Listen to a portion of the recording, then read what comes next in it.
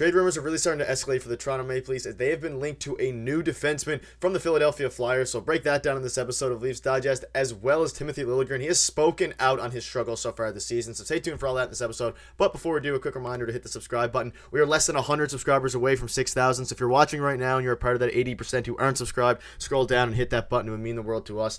Now, Darius, a lot to get into today. Another target for the Toronto Maple Leafs, and this one seems pretty substantiated at this point. There's a lot of different rumors regarding it, a lot of different rumblings, and let's just get right into it. And the trade reports are starting to intensify. The deadline's about a month away. We're still a ways away, but we've seen some major deals go down across the NHL, and this is maybe the Leafs will be a team that ends up doing that as well. So there's a lot of different reports. We'll start with this one from Anthony DeMarco saying the Leafs and the Canucks are the two main teams I've heard tied to Ristolainen. And then Jay Fresh basically goes on to say that trading him now would obviously be selling high for the Flyers, but of course, him as a player and his abilities are still kind of up in the air. But let's just get your initial thoughts on this. Well, I think we had a video on it a couple months ago about Ristolainen. The Leafs are interested. There's a lot of different reports about the Leafs being interested. What are your initial thoughts on this potential target for the Toronto Maple Leafs and one that might end up happening? I think it's pretty interesting. And I think if you look at it from the Flyers perspective first, let's go there first. I'm not sure they want to give this guy up right away. Like, I think it's important for the Leafs, like other teams like the Canucks, to start making trades now so guys can kind of get acclimated into the team before the trade deadline. Because once the trade deadline comes, I think you only have like maybe a month of the season left. It's not a lot of time. So I'd like to see the Leafs make a trade coming up here pretty soon. And I think they're going to have to, one way or another, they have to upgrade for sure. They're going to, with the current roster, they will not last long in the playoffs. But if you're looking at Ristolainen, the Flyers are in a playoff spot, all right? And they're doing pretty good this year. I'm not sure they want to move on from some of these guys until the trade deadline when the price goes up. So I think that's something to keep an eye on. So that's kind of where I'm at with it. I think, it could be a good addition depending how you look at it and what's going back the other way, especially with some rumors of Scott Laughton as well. I think that would be a pretty good acquisition if they were to pull that off, depending on the return again. But I just don't see the Flyers, because of the position they're in, wanting to do this right away. Yeah, and that's the big thing. We know that the Leafs are interested, and maybe they'll do it closer to the deadline. But right now, it would be interesting. From the Leafs perspective, again, Jay Fresh, you see here, I'm skeptical that his redemption as a keep-it-simple third-pairing guy under Torts would be transferable somewhere else, and that's a very interesting point as well. And this is from the Leafs' latest, saying the Leafs are among teams interested in him. The Canucks, the Dallas Stars, the Devils are also reportedly interested. So a lot of different rumblings and reports here, and you look at the Jay Fresh's kind of war chart. Projected war is a lot of red is what we're getting at here. 27% war. Lower number is worse, in case you're unfamiliar with this, but this isn't obviously a be-all, end-all thing. You're looking at his stats this season. He has 4 points in 30 games. He's never really going to put up a ton of stats. He was the 8th overall pick way back 10 years ago in the 2013 draft. He had a decent year last year offensively, putting up 20 points in 74 games.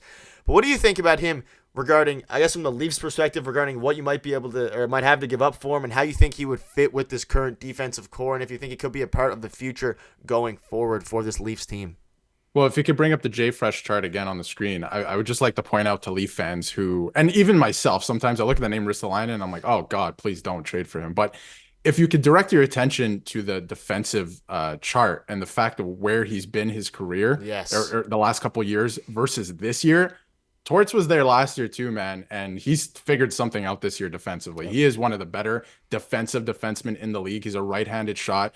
He kind of fits what the Leafs need, right? Like, he's right in their alley. So I'm not surprised that the rumors are circulating about this guy, because Tree Living notoriously likes to trade for, forward D combos. And the Flyers, it looks like they might be willing to part with some of their players because they are getting younger still. They're doing well this year, but they're still kind of in the midst of a rebuild. But honestly, he's been great defensively this year, and that's what the Leafs need more of. They're way too offensively minded. They need more guys. We've talked about it. We're beating the dead horse with Simone Benoit, but they need more guys like that who play defensive, bang the bodies. And this is a guy who does that, and he's doing it effectively this year. So I just wanted to direct Leaf fans' attention to that, because he's not going to give you points. It's not what they're acquiring here, right? This is more of a defensive move, and I think in that way, it would be a good one. Yeah, and they don't need. We have Morgan Riley for all the offensive defensemen, and we had John Klingberg. That didn't last very long. It's a very good point. You look at the spike there from 2021-2022 season in the bottom right compared to now. It's 80 percentile or 80% increase, and now he's in like the 80th percentile in that. So it's very, very good and very impressive for him. So that's good for him. But whether that's just a Torts thing, would that transfer to Sheldon Keefe, who at times struggles with defensive schemes and all these things, is up in the air. But one quick thing before we wrap up on this topic, what do you think a package would, or what do you think the Flyers would be looking for? Do you think they're looking for a first, a second that the Leafs don't have, or do you think they'd be able to get away with a third and maybe one of their prospects? I mean, it's up in the air. I don't know there hasn't really been rumblings regarding what it might take to get him back, but he's under a $5.1 million cap, which is pretty big for 4 years. Yeah, another 4 years. So I think just saying that last point, it's the cap hit that I think the Leafs are going to get away with, right? Where it really depends. I mean, if you're looking at the Flyers and you're like, hey, Flyers, you're not going to be, a top end team, even though they're doing pretty good this year. For a couple of years, maybe you can retain some salary. I don't see that happening. That would be tough, but I think the Leafs can get away with maybe a third, fourth. It depends. Like, there's no rumblings about it, but I think you got to take the years and the amount of money into consideration with this player. And then if Scott Laughton, for example, been rumored as well, comes back the other way too, then I think, obviously there would be more involved, but I don't think it's a Calgary type situation. I think Calgary is really valuing their players high coming into the deadline. So that'll be interesting to look at. Moving into the deadline. And I think timelines are going to be interesting too, because the Flames are looking to sell, right? Yeah. But they just want a lot for their players. The Flyers are in a good position. They're kind of waiting till the deadline to get the most for their players. So I think, timelines will dictate a lot of what the Leafs do as well, depending on the prices. Yeah, completely agree. I think a third. I don't know if they're going to pay. I don't think he'd be going for. He's very good. So, man, this market's crazy. So let us know what your thoughts are and what you'd be willing to give up for Rasmus Ristolainen there. Now let's move on to a quick topic before I wrap up, which is Liljegren speaks out on his struggles so far throughout this season. And he was a guy that we had a lot of high hopes for coming into the season. A lot of Leafs fans out there did. And he basically said, quote, "I'm struggling with it right now," and how Maple Leafs Timothy Liljegren feels he could be playing better. He is only 24 years old. He's been included in a lot of these trade talks as well. And he basically says, and this kind of article summarizes that there were high hopes for him going into the season. And then at practice, he admits that he hasn't been feeling the best version of himself, saying, quote, "I don't feel like I'm at the top of my game. I'm struggling with my game right now. I'm struggling with it right now. And I'm trying to grind through it and hopefully find my groove again." And he is in the final year of a 2-year, $2.8 million contract. And I mean, the Leafs were hoping that he could take a step and push for the regular top 4 defensive role. That's not going to happen, at least this year. What are your thoughts on that? Or do you think that he's going to come into his own? Or do you think he needs a change of scenery and that the Leafs might ship him off at this trade deadline?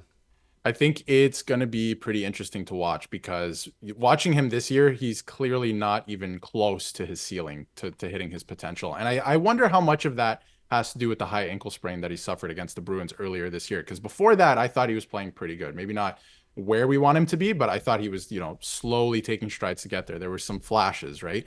But since then, he has not looked like himself. I'm just not sure if this is what he is. Like you said, he's only 24. He has time, but it's been a few years of him in and out of the NHL, and now a couple of years of him in the NHL. And again, injuries are injuries. They're going to happen. You have to fight through them. And is this just what Timothy Liljegren is, or is there more to his game? I think that's kind of what the Leafs are battling right now, because if, you can upgrade pretty significantly if you include him in a trade this year, but then it's like you look forward, is he going to bite you, right? Is he going to come back to bite you? Is he going to be a star player down the road? I don't know if that's what's going to happen. We haven't really seen that, but I think that's still a possibility because he has not hit his ceiling yet. So it's going to be interesting to watch. He's made some pretty bad mistakes as of late, and Keefe has given it to him. So I'm hoping that he finds it, but I just wonder how much of it has to do with him, with the injury still lingering, if there's something to do with that. And then, the mental aspect of the game that comes with that, getting injured and having to come back, right? So it's been a tough season for him. I just don't know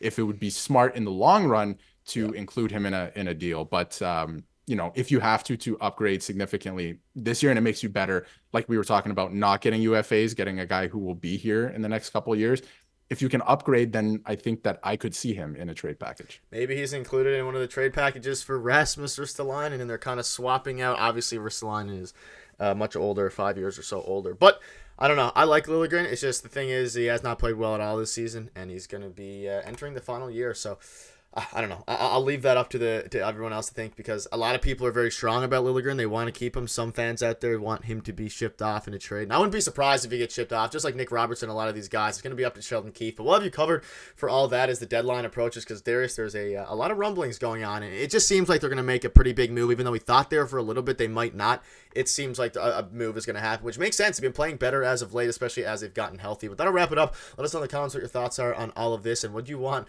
Ristolainen on the Leafs. See you tomorrow.